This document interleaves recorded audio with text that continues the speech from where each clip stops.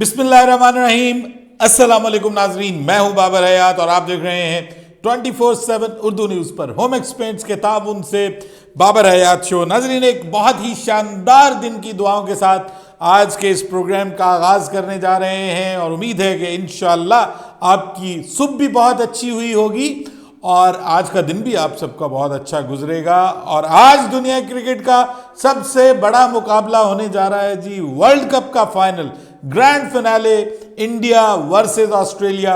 इसके ऊपर हम ऑलरेडी बात कर चुके हैं। कल रात मैंने इसके ऊपर वीडियो बना दी थी, अपनी प्रिडिक्शन भी बता दी थी, सब कुछ। अगर आप देखना चाहते हैं तो इससे पिछली वीडियो आप हमारे चैनल पे जाके देख सकते हैं। लेकिन आज की वीडियो सर, आज सुबह सुबह में मैंने सोचा कि आपको बता दूं कि पाकिस्तान का दौरा ऑस्ट्रेलिया के लिए क्या स्क्वाड बनने जा रहा है। दौरा ऑस्ट्रेलिया के लिए पाकिस्तान के स्क्वाड में कुछ इंटरेस्टिंग चेंजेस जो हैं वो होती हुई दिखाई दे रही हैं। वो कौन सी तब्दीलियां हैं, किसकी छुट्टी हो रही है, कौन इन हो रहा है, इसके ऊपर मैं आपको आज के इस प्रोग्राम में अपडेट करने जा रहा हूं। और इसके अलावा सर, उससे बड़ी चीज, पाकिस्तान का जो T20 स्क्वाड अनाउंस होगा उसमें कुछ अभी से खबरें आ रही हैं कि कुछ लोगों का पत्ता कट रहा है। क्या उनमें बड़े बड़े नाम शामिल हैं और कुछ लोगों की एंट्री होने जा रही है जो कि आप चाहते हैं एंट्री हो। क्या न्यूजीलैंड के खिलाफ T20 स्क्वाड जब अनाउंस होगा तो पाकिस्तान का एक यंग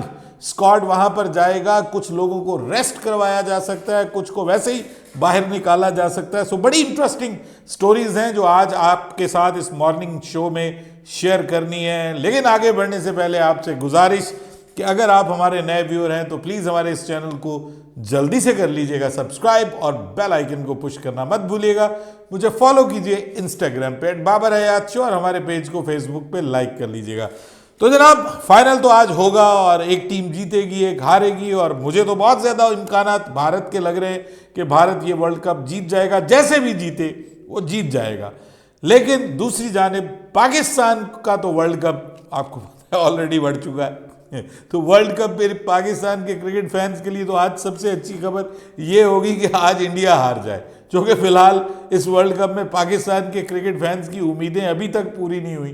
देखते हैं कि आज जो है वो इंडिया हारता है या जीतता है। पाकिस्तान के क्रिकेट फैंस की कोई उम्मीदें पूरी होती हैं या नहीं होती, लेकिन हमारी उम्मीदें अब जुड़ गई हैं शान मसूद से कि शान मसूद की क़यादत में पाकिस्तान ने ऑस्ट्रेलिया के खिलाफ सीरीज खेलनी है। ये एक, जिसको आप कहते हैं ना कि कांटों का बिस्तर है, जिसके ऊपर अब लेटना पड़ेगा शान मसूद को। पाकिस्तान की कप्तानी फूलों की सेज नहीं बल्कि कांटों का बिस्तर है, ये शाहिद आफरीदी ने कहा था। और अब उनके अपने दामाद मियाँ जो हैं वो भी कांटों के बिस्तर पे लेटने के लिए और लोटने पोटने के लिए जो हैं वो बेताब हुए बैठे हैं न्यूजीलैंड की सीरीज में। लेकिन बहरहाल आपको पता है बयानात सियासी हुआ करते हैं। तो अब शान मसूद जो हैं वो लेके जाने लगे हैं जी पाकिस्तान का 15 रुकनी स्क्वाड भी हो सकता है, 18 रुकनी स्क्वाड भी हो सकता है। कुछ थोड़ा लंबा टूर है और प्लस आपको पता है कि ऑस्ट्रेलिया दूर भी बहुत है। तो अगर खुदा न खास्ता कोई प्लेयर्स अनफिट हो जाते हैं तो यहाँ से भेजने में भी 3 दिन लग जाते हैं वहाँ पे। तो खुद ऑस्ट्रेलिया के अंदर बड़े लंबी लंबी फ्लाइट्स हैं सर, कई कई घंटों ट्रैवल करना पड़ता है एक शहर से दूसरे शहर में बाई एयर, बाई रोड नहीं, बाई एयर। तो बहुत बड़ा बर्रे आज़म है, बिग कॉन्टिनेंट ऑस्ट्रेलिया और न्यूजीलैंड।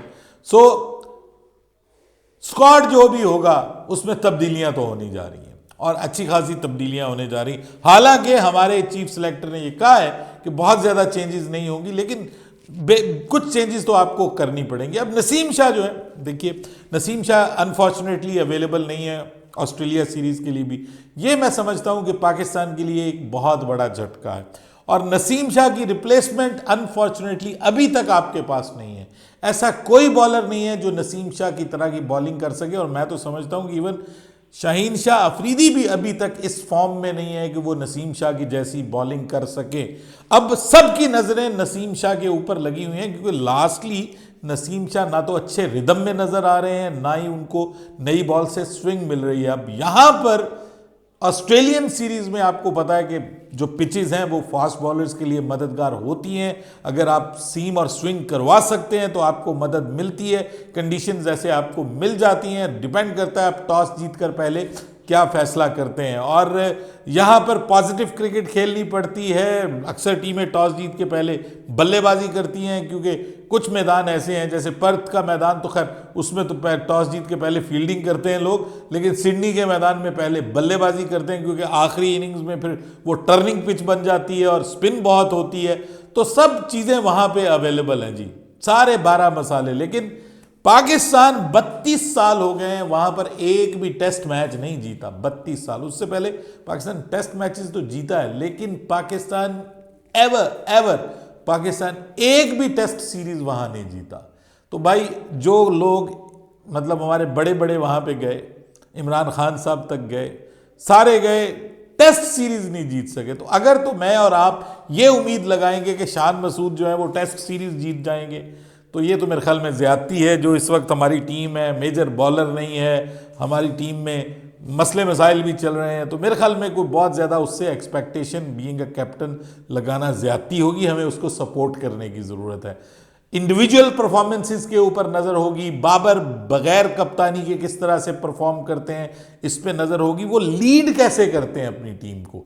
जो सबसे ज़्यादा मैं चीज़ देखूंगा उनकी कप्तानी, मेजर कप्तानी को किया जाएगा, रिजल्ट्स को नहीं। रिजल्ट आपको पता है कि क्या होने वाले, लेकिन पाकिस्तान किस माइंडसेट के साथ खेलता है, अग्रेशन के साथ खेलता है या डिफेंसिव अप्रोच के साथ खेलता है। क्योंकि हफीज भी आ गए हैं, तो हफीज के साथ शान मसूद दोनों मिलके, शान मसूद भी लेटली काफी अग्रेसिव टेस्ट क्रिकेट खेलते हुए नजर आ रहे हैं। अभी उन्होंने लास्ट जो कायद-ए-आज़म ट्रॉफी में जहां पे बात हो रही थी कि उनको कप्तान बना दिया जाएगा, कायद-ए-आज़म ट्रॉफी में आपने देखा कि उन्होंने जो लास्ट इनिंग्स खेली थी that was a very fast 50 जो उन्होंने की थी। उसके बाद उन्होंने एक बड़ा 100 भी मारा था कायद-ए-आज़म ट्रॉफी के फाइनल में। सो शान मसूद खुद एग्रेसिव क्रिकेट पसंद कर रहे हैं। तो मैं जो चीज़ देखना चाह रहा हूं ना, पाकिस्तान क्या अग्रेसिव क्रिकेट खेलता है वहां पे, बल्लेबाजी में, बॉलिंग में, फील्ड सेट में, किस तरह से अपने जो भी लिमिटेड रिसोर्सेज हैं उनका इस्तेमाल करता है, और टेक्टिकली किस तरह से पाकिस्तान इस सीरीज में जाता है। मेरे लिए ये इंटरेस्टिंग चीज होगी। और अगर पाकिस्तान एक टेस्ट मैच भी वहां पे जीत जाता है तो सर ये बहुत बड़ा प्लस पॉइंट होगा, ये हिस्ट्री क्रिएट हो जाएगी, 32 साल पुराना रिकॉर्ड टूट जाएगा। सो हम जो एक्सपेक्ट कर सकते हैं मिनिमल, वो यही है कि पाकिस्तान वहां पे एक टेस्ट मैच तो कम से कम जीते।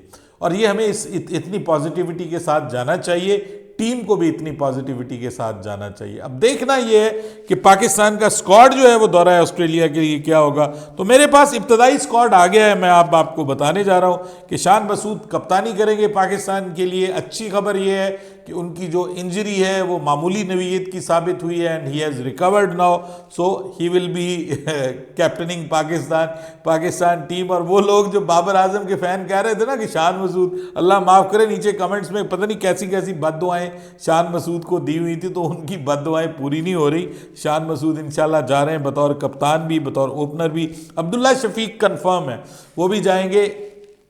इमामुल हक, मेरी खबरें ये कह रही हैं कि इमामुल हक टीम से बाहर हो जाएंगे और उनकी जगह नए यंगस्टर साइम अयूब को ट्राई किया जाएगा। इमामुल हक सेकंड ओपनर के तौर पे, ऑप्शन के तौर पे जा सकते हैं, मजीद मतलब फोर्थ ओपनर के तौर पे। लेकिन मेरा नहीं ख्याल कि पाकिस्तान 4 ओपनर्स के साथ जाएगा, इतना लंबा पाकिस्तान का मिडिल ऑर्डर में पाकिस्तान ट्राई करेगा, लेकिन 4 ओपनर्स के साथ पाकिस्तान जा रहा है, ये मुश्किल होता हुआ दिखाई दे रहा है। और बहरहाल साइम आप फिलहाल उसको भी डाल लीजिए, इमामुल हक को भी और साइम अयूब को। उसके बाद फिर बाबर और रिजवान है, सरफराज और सऊद शकील, सलमान अली आगा ये होंगे। अबरार और नुमान अली बतौर स्पिनर पाकिस्तान की तरफ से जाएंगे। और मोहम्मद नवाज़ की छुट्टी हो रही है, उस पर तो हमारे जो चीफ सेलेक्टर हैं वो बहुत बोले हैं, और आपको पता है ये तक उनके बारे में कहा गया है कि यार ये तो क्लब लेवल का प्लेयर नहीं है, इसको अपने टीम का हिस्सा बनाया हुआ है, तो वो नहीं होंगे। उसके बाद फिर हसन अली जो हैं वो पाकिस्तान के स्क्वाड का हिस्सा बनेंगे। शाहीन शाह अफरीदी, ये 2 फास्ट बॉलर कंफर्म्ड है। मोहम्मद अब्बास जो हैं वो अभी किस उसमें हैं हालत में, वो वैसे समझ नहीं आ रही। और जो ऑप्शंस अवेलेबल हैं आपके पास। वो शाहनवाज धानी है, ये इस बार उन्होंने कायद आज़म ट्रॉफी खेली है। मैंने अहमदाबाद में उनको बॉल करते हुए भी देखा। वो बाद में फिर सिलेक्ट हो गए और श्रीलंका गए और वहाँ पे बग़ैर खेले वापस आ गए।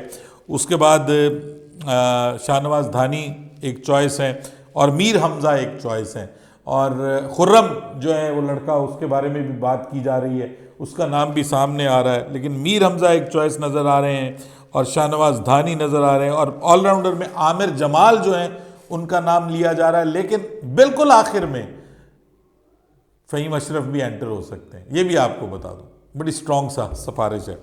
तो फ़हीम अशरफ जो हैं वो भी एंटर हो सकते हैं। सो ये एक पाकिस्तान का स्क्वाड नज़र आ रहा है। अब देखना ये है कि क्या इमामुल हक जो है वो टीम का हिस्सा बनते हैं या नहीं बनते, और मोहम्मद हुरैरा जो है उनको रखा जाता है या उनको भी बगैर खिलाए जो है वो भेज दिया जाता है। वैसे अगर पाकिस्तान 15 रुकनी की जगह 17 रुकनी स्क्वाड या 18 रुकनी स्क्वाड जाता है तो फिर मोहम्मद हुरैरा भी आ सकते हैं साथ में, और फिर इमामुल हक भी जा सकते हैं। बाकी आपकी अपनी मर्ज़ी है कि आप उसको किस तरह से लेके जाते हैं, क्योंकि तीसरे नंबर पे आपको इस वक्त किसी बल्लेबाज की ज़रूरत है। पहले अज़हर अली खेलते थे, दरमियान में बाबर ने शान को तीसरे नंबर पे ट्राई किया, अब्दुल्ला और इमाम के साथ ओपनिंग की। तो इस तरह का कोई सीन बनता है या नहीं बनता, अब ये देखना है कॉम्बिनेशन क्या बनाएंगे। लेकिन पाकिस्तान की बॉलिंग जो है वो कोई बहुत एक्स्ट्रा ऑर्डिनरी नहीं है। हसन अली भी बस ठीक है, अच्छे बॉलर हैं, लेकिन शाहीन शाह अफरीदी पे सबकी नज़रें होंगी। मीर हमज़ा को मैंने खुद बॉल करते हुए एबटाबाद में देखा और बड़ा लुत्फ़ आया उसको बॉल करते हुए देख के। वैसे भी बड़ा ज़बरदस्त एनर्जेटिक नौजवान, अब नौजवान तो उस तरह से रहा नहीं, लेकिन उसको एक उस तरह की कंडीशंस में भी मौका दे के देख लीजिए, वरना उसने पाकिस्तान में भी बुरी बॉलिंग नहीं की। मतलब यहाँ भी उसने बुरी बॉलिंग नहीं की। टेस्ट मैचेस में जब आपने लास्ट ईयर उसको मौका दिया था तो वो पिचेस ही बिल्कुल फारिग थी, कोई मदद ही नहीं थी किसी किस्म की, तो स्पीड उसकी बहुत ज़्यादा है नहीं। तो इस वजह से मेरे ख्याल में ट्राई जो है वो करने में कोई हर्ज नहीं है। यही नाम है, इसके अलावा पाकिस्तान में ना कोई फास्ट बॉलिंग में कोई नज़र आ रहा है और ना कोई स्पिन में एज सच कोई नज़र आ रहा है। देखते हैं स्पिन में क्या कोई डिफरेंट ट्राई की जा सकती है। हारिस रऊफ को मतलब डिपेंड अपॉन हिज फिटनेस कि वो कितने फिट हैं, उनको देखते हैं कि मौका मिलता है या नहीं मिलता। ये पाकिस्तान का स्क्वाड। लेकिन सर जो T20 स्क्वाड अनाउंस होने जा रहा है ना, उसमें नवाज और शादाब दोनों की छुट्टी होने जा रही है, ये मैं आपको कंफर्म बता रहा हूँ। T20 स्क्वाड में ये नहीं होंगे। पाकिस्तान अबरार को ट्राई करेगा T20 में और पाकिस्तान इमाद वसीम को लेके आएगा 2024 के वर्ल्ड कप के लिए। ये कॉम्बिनेशन जो पुराना है ये नहीं चलेगा, नया कॉम्बिनेशन। इस हवाले से वहाब रियाज का रिसेंट इंटरव्यू सामने आया जिसमें उसने इन दोनों प्लेयर्स को, यानी इमाद और माफ़ कीजिएगा नवाज और शादाब, दोनों को क्रिटिसाइज़ किया है। पीसीबी की सिलेक्शन कमेटी को क्रिटिसाइज़ किया है कि इनको क्यों डाला। तो ये तो मुझे लगता है कि ये फारिग हो जाएंगे। अब जो है वो जो शामिल होने जा रहे हैं उसमें अबरार T20 में भी मुझे शामिल होता हुआ नज़र आ रहा है। पाकिस्तान अब इसके ऊपर जाने के लिए तैयार है, क्योंकि पाकिस्तान के पास कोई ऐसा अच्छा स्पिनर नहीं है कि जो इंप्रेशन क्रिएट कर सके। तो ये अबरार प्लस साथ में आप इमाद वसीम को ट्राई करेंगे। 2024 में आपको इमाद वसीम खेलता हुआ नज़र आएगा, ये भी कंफर्म न्यूज़ दे रहा हूँ आपको। और उसके बाद क्या बाबर आजम को भी रेस्ट दिया जा सकता है? क्या पाकिस्तान रिजवान को भी रेस्ट दे सकता है इस सीरीज में? और पाकिस्तान यंग हमारा जो लड़का है मोहम्मद हारिस, उसके साथ जा सकता है पाकिस्तान की टीम इसमें। देखिए इंडिया और ऑस्ट्रेलिया की series right after world cup होनी है और उसमें T20 सीरीज 6 T20 मैचेस की, उसमें सुनने में आ रहा है कि ऑस्ट्रेलिया में सूर्य कुमार यादव को ऑस्ट्रेलिया के खिलाफ कप्तान बना के सारी यंग टीम उतारी जा रही है मैदान में। तो वाई नॉट पाकिस्तान को ट्राई इट। मैं ये नहीं कह रहा मैं किसी के खिलाफ नहीं हूं, मैं चाहता हूं कि जितने भी सीनियर्स हैं ना उनको जरा रेस्ट दें और जूनियर्स को ट्राई करें। अपनी बेंच स्ट्रेंथ तो देखें, आपको बाद में मौका नहीं मिलेगा। ये 5 T20 मैचेस की सीरीज है, इसमें ट्राई करें अच्छी पिचेस के ऊपर, ज़बरदस्त पेसी पिचेस के ऊपर। आपके बल्लेबाजों का भी टेस्ट होगा, आपके बॉलर्स का भी टेस्ट होगा। और ये मतलब मुझे लग रहा है कि इसमें कुछ सीनियर्स को रेस्ट दे के यंगस्टर्स को ट्राई किया जाएगा। जमान खान की वापसी होगी, उनको मेन टीम का हिस्सा बनाया जाएगा। उसके बाद हसन अली होते हैं या नहीं होते ये भी देखना पड़ेगा। जो आपके परफॉर्मर्स हैं नेशनल T20 कप के, ये जहन में रखिएगा, नेशनल T20 कप को हम सब ने फॉलो करना है क्योंकि उसके परफॉर्मेंस को भी मौका मिलेगा। अपनी राय दीजिएगा कमेंट सेक्शन में। बाबर हयात को इजाजत दीजिएगा। अल्लाह हाफिज।